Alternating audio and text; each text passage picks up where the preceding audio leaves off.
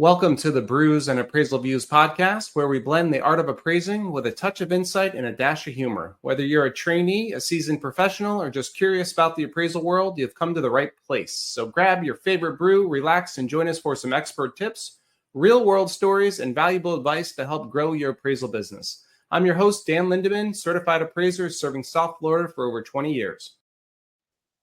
Hey, welcome back, appraisers. Today, my guest is Manny Moussignac. We're going to talk about marketing and networking. And Manny, why don't you give yourself an introduction and let people know who you are? All right. So glad for you to have me, Dan. It's an honor to be here on Brews and Appraisal Views. I know this is a new experience for you, so I appreciate you for having me on. So as far as who I am, I'm Manny. I'm with MG Moving Services down here in South Florida. We're headquartered in Northern Virginia, and I'm one of the managing partners here at our location in Florida. We started from scratch. Really, there was original, I guess you could say, footprints back before in around 2013, but we took over around 2019, later and going into 2020, right before COVID. And we got started where we helped grow this company to now being one of the most well-known moving companies down here in South Florida. And right now we're in a position of just wanting to continue to grow and build a footprint outside of South Florida and really break into the rest of Florida. As far as who I am, I'm a father, I'm a husband, well-known in the community when it comes to those kind of things. I love sports, big-time sports guy. I love sports. And as far as besides that, I just love networking, connecting with people, which is funny enough what we're going to talk about. It's something I do pride myself in. I've been in sales and marketing a little over a decade now. I know it's hard to believe with, looking at my face here, but how young you look, yeah. Yeah, a little over a decade. As soon as I got out of high school, I was in sales/marketing and excelled in that. Went from working in finance, doing insurance and investments, transition out of that because I burnt out, so to speak, because I did prioritize work a little more than I needed to and wanted to find something that was a little bit more in the balance side of things as far as being able to maintain a personal life while still having obviously an opportunity to make more. And that's why I ended up in moving. Funny enough, the broker in my company when I was in finance was the one that purchased my guys moving back in 2011. And we connected the dots from there after a couple of ventures in the moving space. Fell in love with it, said, hey, I'm in Florida. I want to expand into moving. What do you got for me? A week later, he's like, we were already working on transitioning down to Florida. And that's how we're here. Sweet. So I know a lot of appraisers, which is our demographic, is mostly appraisers. They're wondering why the heck I'm talking to a mover and how that could give some insights. But I've known Manny a couple of years now. We ran into each other at some networking things, and we're a member of a similar networking group. But we have the same exact target. Divorce attorneys, estate attorneys, and real estate agents, which is the biggest three referral sources for me. And it made sense to talk to you because those are your referral sources. And I know you do a lot of sales and you're constantly selling, and that's something appraisers don't do. We're not the best salespeople. So hopefully this episode can give them some insights as to how to become better at marketing and selling their services to this demographic, attorneys and agents. So like in your business, what's your typical, how do you go about marketing? Let's say we'll start with agents. How do you go about marketing to agents? What do you normally do? So when it comes to agents, it was kind of unorthodox for me when I got into the industry. Funny enough, the more I'm in it, I realized that should have been the baseline from whatever I did. So it's something that really does set us apart in the moving industry. And when it comes to agents, they're the first ones that know who's moving, if you think about it, right? Because ultimately they're involved with the clients and they help them with the transition of obviously going from home to home. And when it comes to marketing to agents, my end goal is to kind of make them realize I'm here to enhance your client experience. It's very easy for agents to refer mortgage people because the transaction can't happen without it. Very easy for, title companies to get referred, you name it. So when it came to moving, it is a little unorthodox for them. In the sense of they're not used to being marketed to as much as like a mortgage guy or a title guy. So for me, I guess you could say the wind was at my back. When Manny, real quick, push your mic back just a little for me because it's a little staticky. What about here? Yeah, we'll try that. That sounds good. Okay, cool. So when I started marketing to them, the wind was at my back, so to speak, because there was not much competition when it came to moving.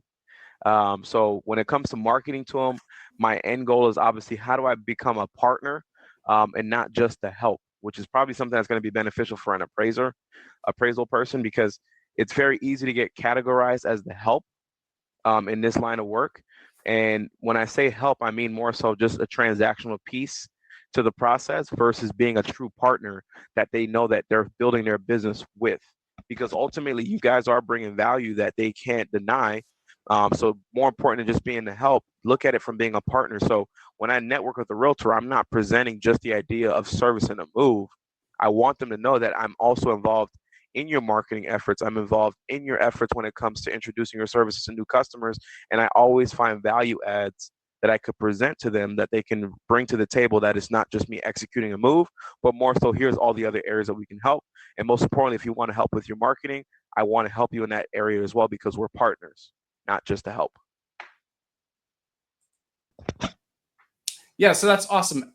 So that's awesome. As a partner of an agent, that's a good way to sell yourself. Is like, hey, I'm not just your, like, just don't hire me just this one time. Listen, I'm your partner. I'm helping these people, your sellers, move out of the house, finding them a new location. I'm making your life easier. I'm your Right. partner in this. So I like that sales technique is, you know, helping them.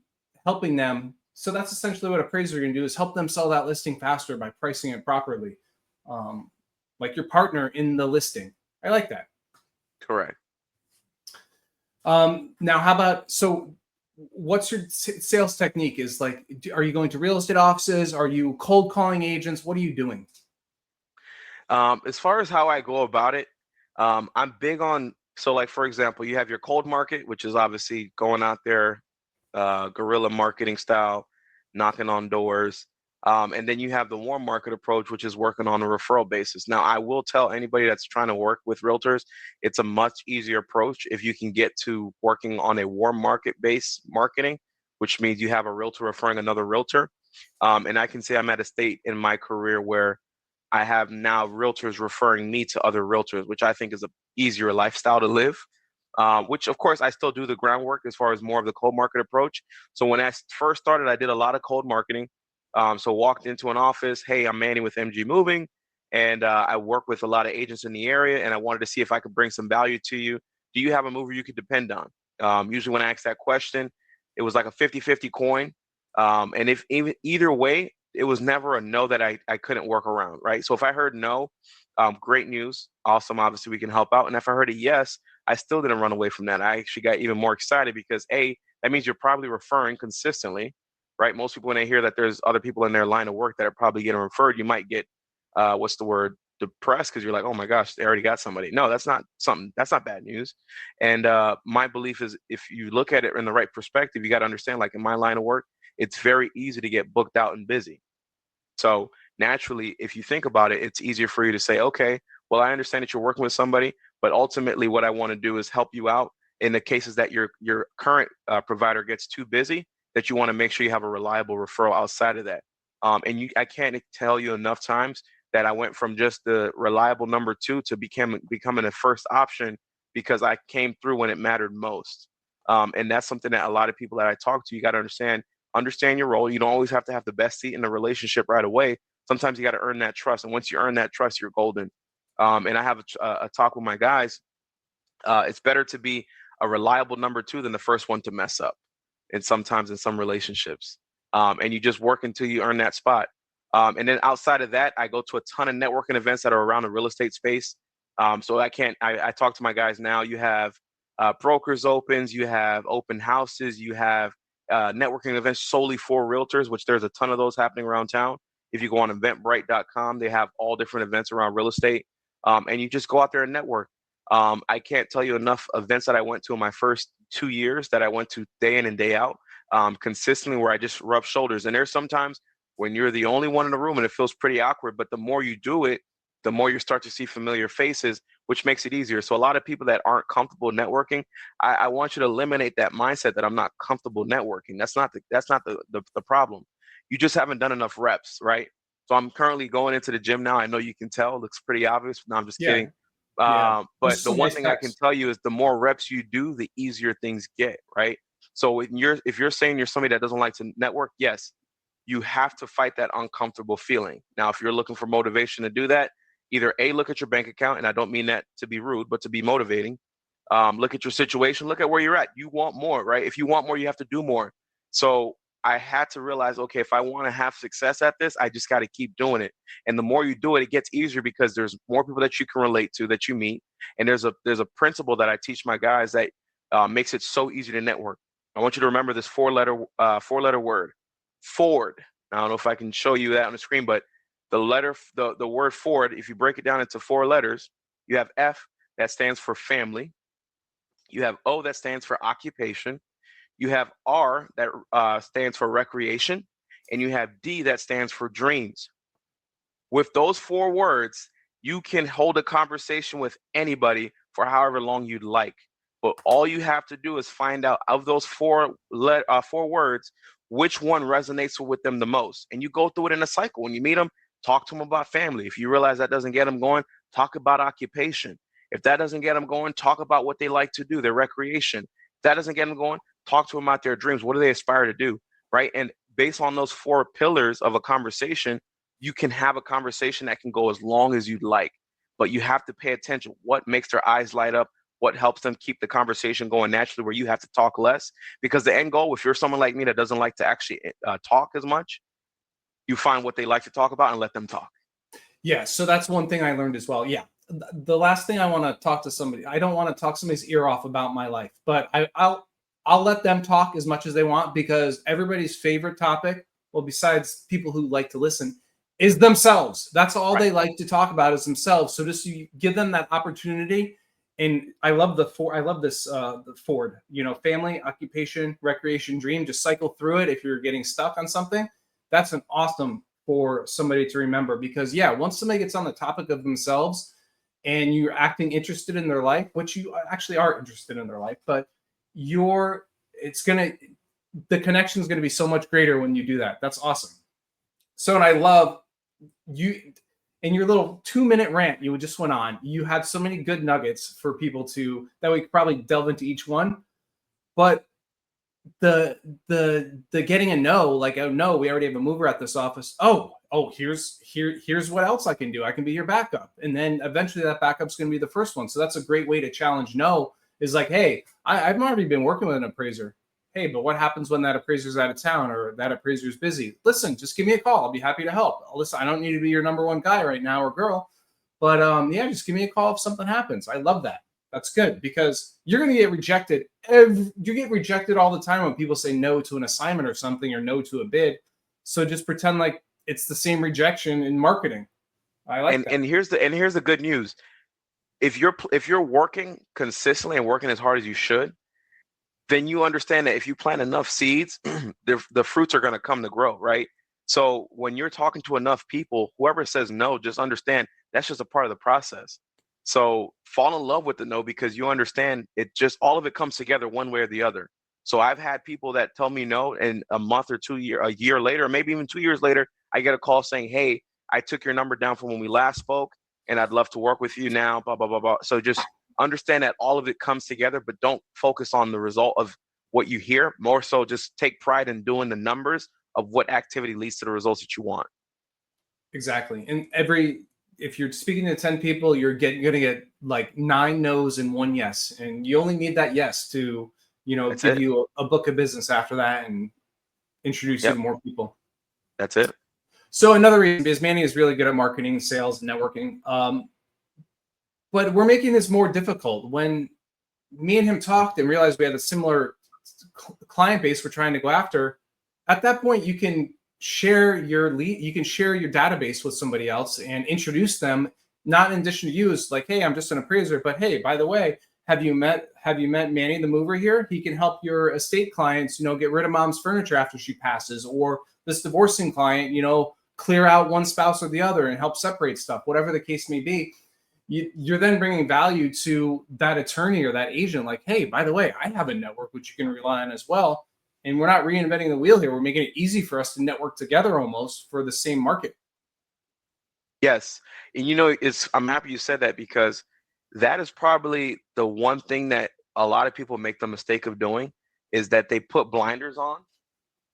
Like, for example, I'm assuming realtors naturally, for a brand new appraiser, is going to be like their first target, right? Yeah. And that's like the easiest way to miss the bigger picture.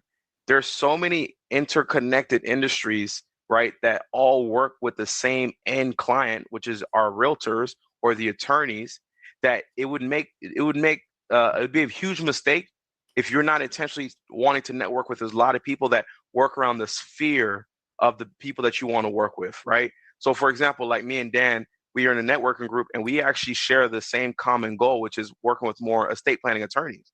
I'm in moving, he's in appraisal. It couldn't be more different industries, right? But yet we have such an easy continuity because we have the same referral source that we can work for. So for me now, when I network, I always now think about my partners that are looking for the end contact, which makes it easier for them to grow their network and mine and vice versa. So it'd be in your best interest to break the blinders and realize that there's other industries that work in the same end goal as you, and you actually collapse time frames by making friends with people that they're not going to be your competition, because it's not like you're working with another appraiser, right? But they have the same end goal as you. So you're almost collapsing time frames working with somebody else that's similar in the world that you want to go after. Yeah, and that's the advantage to meeting new people. I would never met you if we weren't networking. Right. So, and some people may just skip past, an appraiser may skip past the mover and be like, oh yeah, it's just a mover. Like I don't have a need for that in my network, but like, oh shit, yeah, he's marketing to the same people. Maybe we should like see what we can do for each other and help each other out. So it's just making it easier. And plus networking, if you're not in marketing and getting yourself out there, if you're not comfortable with that, what better way is to do it with somebody else? Like go to an event with somebody else that you're together with. Be like, hey, have you met him? Have you met her? Like, hey, this is my friend. Like it makes it so much more comfortable when you have somebody at one of those stupid networking events and you're going around introducing yourself and meeting people to actually have a partner there. And it makes it so much easier, especially for people who are afraid to do that. And there's techniques to it as well, which if you allow me to share. So when you're at those networking events, like you said, it's 10 times easier, like he's talking about, to go with somebody you know.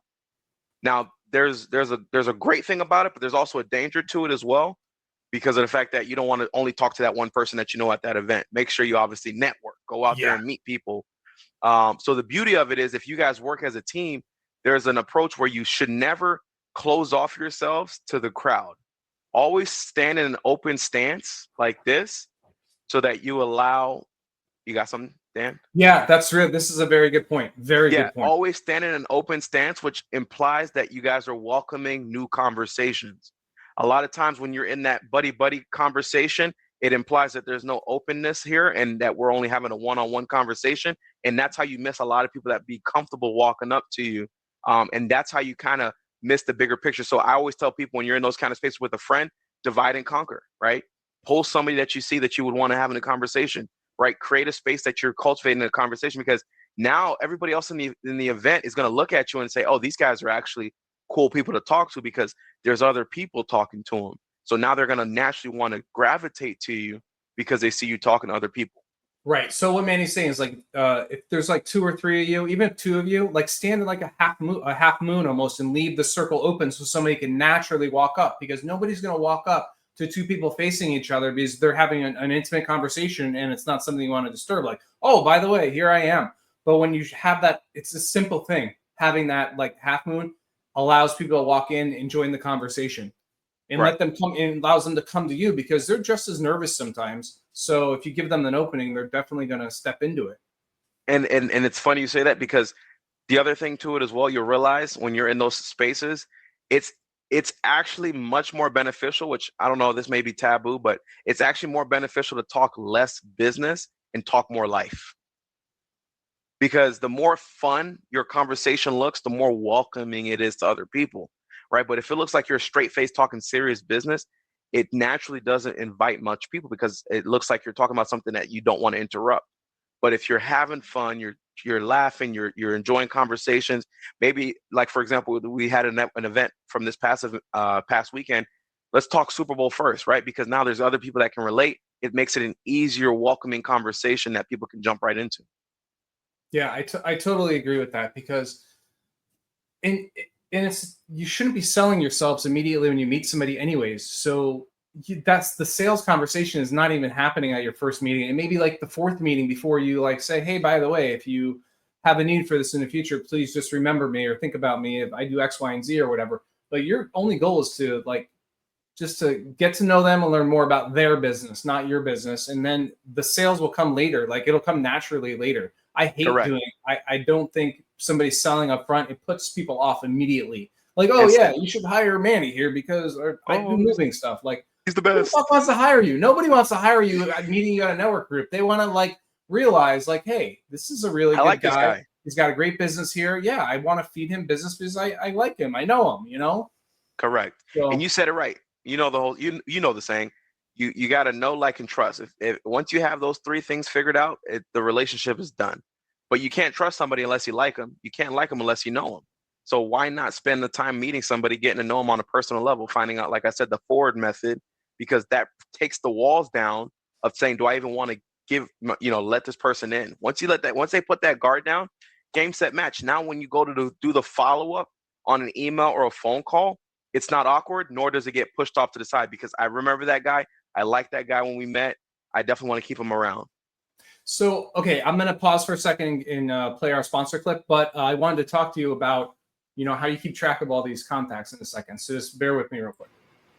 This episode is sponsored by the Appraisal Referral Network, a community built by appraisers for appraisers. Unlock new opportunities and earn more private work by leveraging peer-to-peer referrals.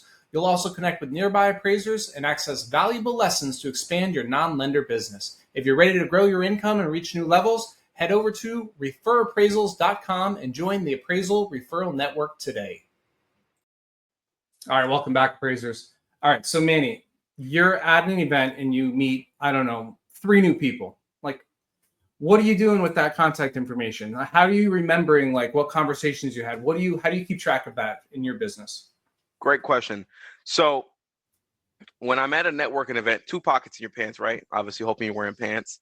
One pocket has your business cards. I usually leave that in my left pocket.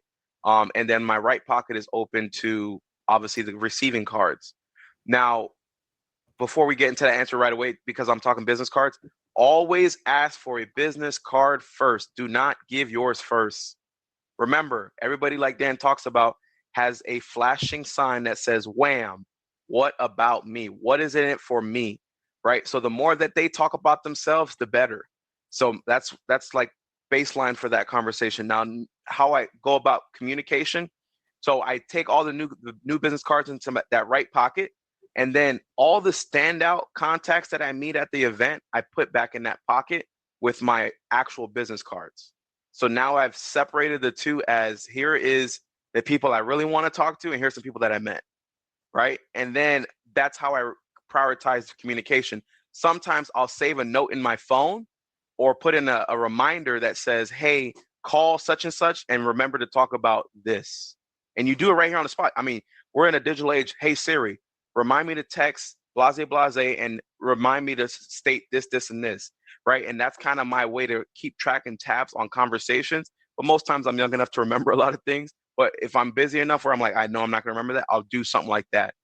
The other thing, too, you can do is you can save the contact. And under the contact card, there's a note section that you can actually save information about the person that you just met.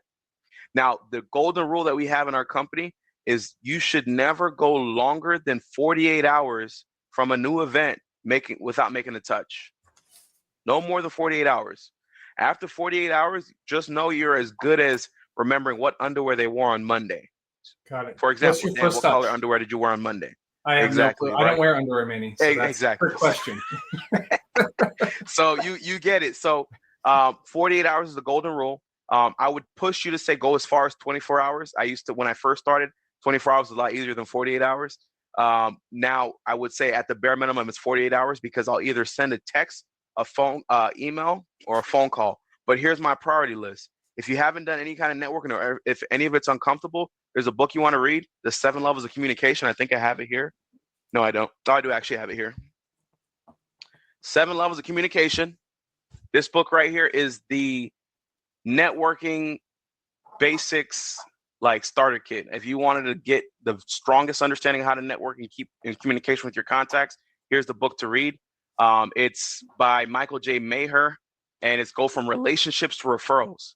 And he talks about why make a email when you can make a text? Why make a text when you can make a phone call? Why make a phone call when you can write a letter, right? Which a letter is like the highest level of communication. And these are the things that leave a lasting impression, because naturally human nature, we're going to choose easy. And sometimes easy is an email or a text. But you got to ask yourself, how often do you get emails and texts versus you getting phone calls and letters?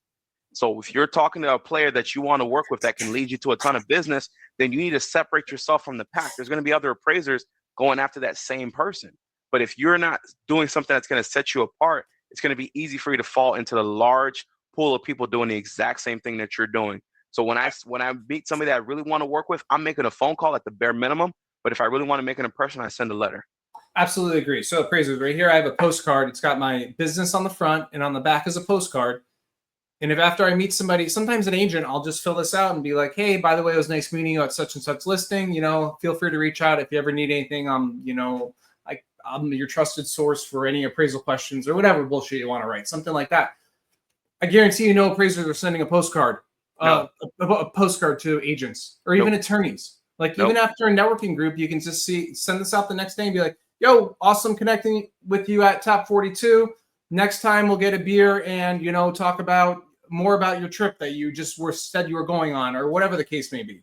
So Correct. this is a really good idea. Writing a letter, like Manny said, or a postcard is something nobody else does. Like, it shows you actually want to develop a relationship with that contact. Correct. And not just adding them to some database and sending them the, hey, happy Valentine's Day. Hey, you know, happy President's Day, or whatever the case may be.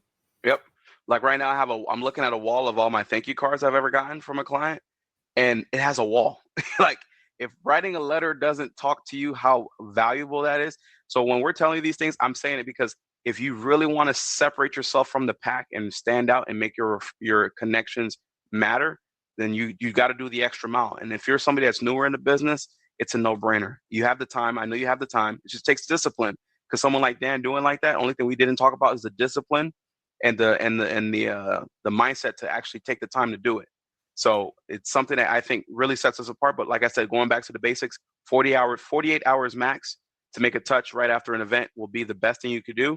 And make sure that they have your contacts saved after you meet with them, right? So that's something I would definitely advise. Yeah, that's a great tip. 48 hours, less than 48 hours.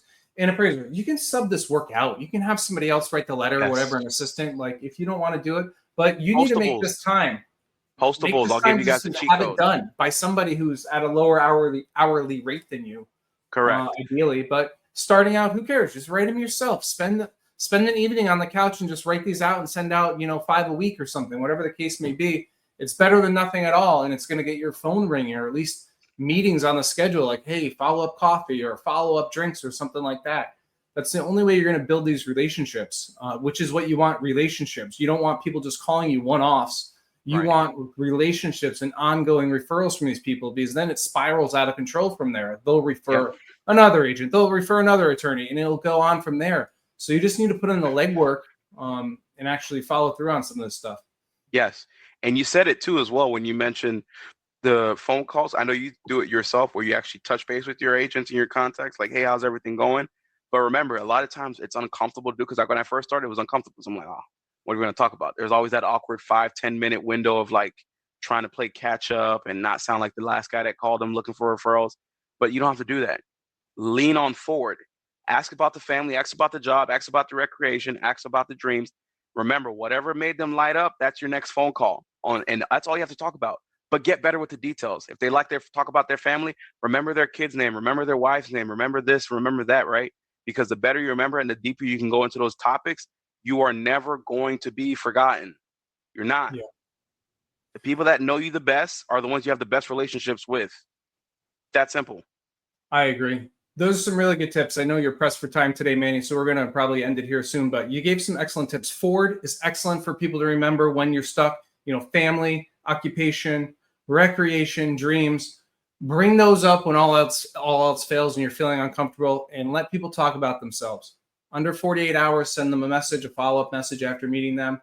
And then what you were just saying, Manny, is some excellent advice. So I really appreciate you being a guest, Manny. Thank you very much for your time. I could probably talk to you for 3 hours on marketing, and you just go on. You're an excellent salesperson. You're the best salesperson I know and best marketer. So I appreciate you sharing some insights with appraisers. So anything else you want to say, Manny? Nope, that's it. I think we're good. I appreciate you for having me on. I wish everybody that's listening to this takes something from it. Hopefully I brought some kind of value. You can find me on Instagram and at Manny the Mover, and we're MG Moving, so you can look us up on there as well. And we're always looking to connect. So one way to network as well as social media, and I'm strong in that area too, and would love to connect with anybody that'd like to connect. Yeah, maybe we should do a follow-up one on social media. That's a good topic as well. Yeah. All right, Manny, I appreciate it. Thank you. You got it. Take care. Thanks for joining us on the Brews and Appraisal Views podcast. I hope you enjoyed this episode and found some value in it, which you can apply to your appraisal business. If you enjoyed it, please subscribe and leave a review. It really helps us reach more appraisers like you. For more tips and to connect with other appraisers, visit referrappraisals.com. Until next time, keep brewing up success in your business, and I'll catch you on the next episode.